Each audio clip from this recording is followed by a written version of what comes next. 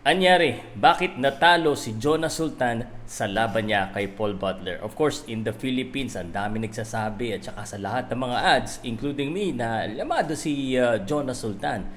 Pero, pagdating ng laban, mukhang talagang iba ang pinakita ni Paul Butler. Literal na iba at Jonas Sultan, medyo may kulang. Yan ang pag-uusapan natin ngayon.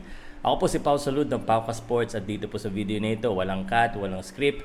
Sabihin ko po sa inyo yung aking nakita doon po sa laban na yon. Good morning po sa inyo lahat. Medyo puyat pa tayo because 12 o'clock ng madaling araw hanggang 5 o'clock pala yung laban ni Jonas Sultan. We are awake and umidlip lang tayo ng konti. And now, we're here with doing a reaction. And we're doing it differently kasi usually yung pang-record ko, wala pang internet So mabagal yung internet, so I'm gonna just re-upload this for you. So first of all, pag-usapan natin si Jonas Sultan. Jonas Sultan came in as a favorite even if he was the replacement. Just to also let you know, Jonas Sultan somehow came to prepare on this fight. He said he was trained 2 months and he knows that he is the replacement. Of course, unexpected yung pagkapasok niya as replacement and it happens. And nakuha naman niya yung timbang and lahat. But the real unexpected thing here is Anyare, bakit nagganon ang nangyari dun sa laban? And Paul Butler, no? Sabi ko lang doon, everyone was underestimating. Even the odds, even yung ibang tao doon sa hometown, he was rated as the underdog. So malaki ang kita ng mga tumalpa kay Paul Butler dito sa laban na ito. Paul Butler was on point and natatandaan nyo kung sino nakapanood ng Keys to Win ko kay Paul Butler.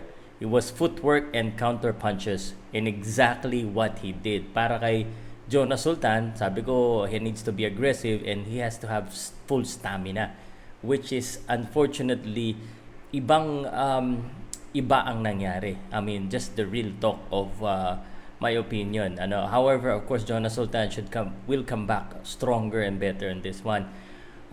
Before I dig into the fight, you wanna just put in some points here na I think very important for you to know as well. Yung sa weigh-in, limpy si Paul Butler, no? Kaya mapayat, skinny, but during the fight, he bulked up very well, rehydrated very well, and he looks very conditioned. I mean, nakatanggap din siya ng mga solid punches, but it's not a lot talaga to hurt Paul Butler. And Jonas Sultan naman, coming into the fight, everyone was wondering where's the Jorge Capitillo, kung sino yung corner, and I'm seeing of course on the comment section kung sino yung coaches. Of course, nakita natin sa corner niya si Brendan, there was a Cutman, and according to many that is an issue because there was no adjustment daw or proper adjustment for Jonas Sultan.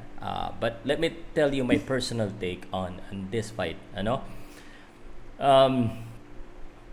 I didn't quite expect to see Jonas Sultan struggle to be on the right distance. I was hoping he would be able to make Paul Butler feel his power, but he wasn't able to do that. Paul Butler was very good on his feet. Ang ganda ng footwork. That is the footwork that na parang talagang mahihirapan everyone who, no matter how aggressive you are, mahihirapan talaga. And he did that very well, going left, going right, just not staying in the pocket, not staying in one location. There was some instance na nakikipagbakbakan siya. Siguro tendencies na rin niya yun dahil because he is a fighter. But just like what people says, he will box, and he did box, and he boxed wonderfully. Paul Butler was on point with his counter, which is one of the two keys that we mentioned, the footwork and the counter, and dun talaga siya napupog sa scoring. I gave a couple of rounds to Jonas Sultan, and he was really trying his best, but he couldn't cut, he couldn't keep the distance. I don't know how many times during the commentary na pinapanood natin, parang yung mga power shot niya, which is the overhand right, is not landing very well. He was trying to unload some combination. He was already jumping, but Paul Butler was just very good on his feet to react, and nakakaalis kagad siya. when pag ano si Jonas Sultan, no, pagpapasok. Nakita niyo ba 'yon? So, ang ganda ng kondisyon ni Paul Butler, and be honest with you, parang mas maganda talaga yung kondisyon niya doon kay Jonas, kasi Jonas dahan-dahan ding bumabagal. Well, of course, lahat naman bumabagal pag as the time goes on, at saka pag talaga yung suntok mo hindi mo matama ng solido. I mean, there was some solid punches but not enough really to knock down. At yung bandang huli na, I mean, siguro after 6 rounds, we were already seeing the trend. Oh, this is what Paul Butler's gonna do. He's gonna dance around and he's gonna... credit to Paul Butler. I mean, there was moment na binigay niya talaga sa mga fans na talaga nakikipagpalitan din siya. And that, yun yung naging maganda sa laban. That what makes the fight good. It is a good fight for Paul Butler, as he was able, sabi nga niya in quote, I tamed the beast. The score was 116, 112, 117, 111, and 118, 110. Kudos to the judges. This is a very good score. In fact, mas mabait pa nga sila. They were giving favor to Jonas Sultan here with this score, especially 116, 112, 117. But there are some swing rounds. No, I could have scored it 116 or 118. Kasi yung sa commentary sabi ko 116, parang 118 yata yung score ko, because I'm trying to be kumbaga I'm trying to lessen expectation, because the again, not our home court, but I salute the judges: Howard Foster, Fernando Laguna, Manuel Oliver Palomo. These are very good scores, and the right man won that night, and Paul Butler is the interim world champion for WBO for Bantamweight. Now, what's next? What's next for Jonas? What's next for Paul Butler? Paul Butler, obviously, what's next? Jonas Sultan muna. Jonas Sultan bounce back, get another fight in the US. Siguro, reevaluate na rin siguro. Lagi naman ganun back to the drawing board. But, just continue to fight. He's still young.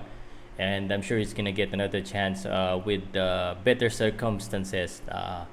Sa ulitin ko, sana hindi natin i-bash si Jonas. He's there to do his work.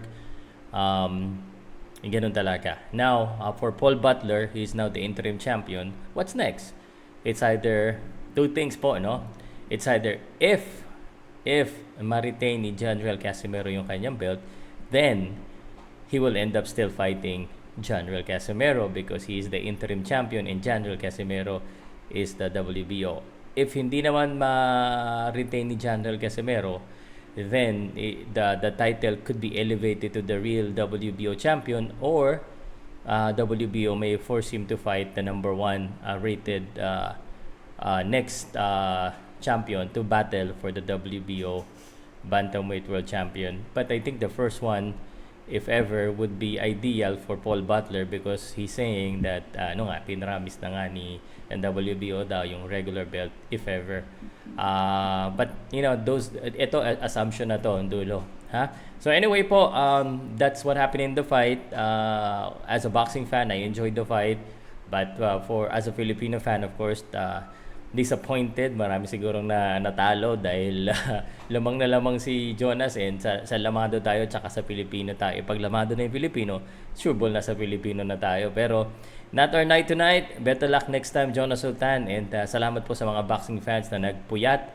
At kung isa ka sa nagpuyat, comment. And let me know, what did you think about the fight and the scenario now for Paul Butler or Jonas Sultan? What's next? Ako po si Pao Salud. And please subscribe, just in case hindi ka pa nakasubscribe. Hit the notification bell. And boom boom pow. I'm out of here. Stop ko lang to